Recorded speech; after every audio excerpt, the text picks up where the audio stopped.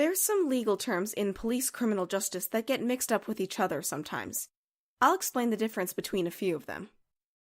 A stop and frisk occurs when a police officer sees a person is behaving suspiciously and stops them to see if, for example, they have anything illegal on their person.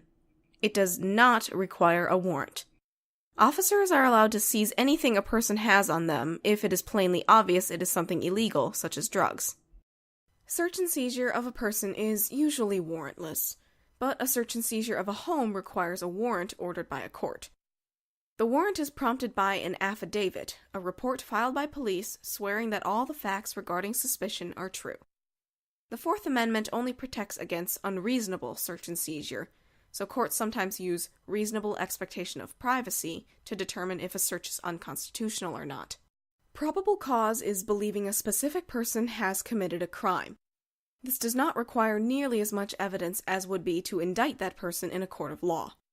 For example, if police are informed a crime took place and see someone matching the description of the perpetrator, they may arrest them on probable cause.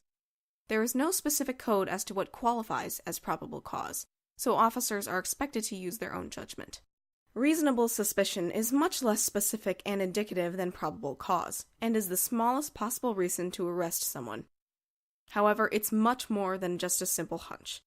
Once an officer has reasonable suspicion that a person is committing or will commit a crime, they may stop and frisk them. Regardless if you are suspicious to any degree, an officer is permitted to ask to speak with you, but you do have the right to refuse, and the officer cannot take your refusal as an indication of suspicion. Just don't run away from the officer. That's reasonable suspicion.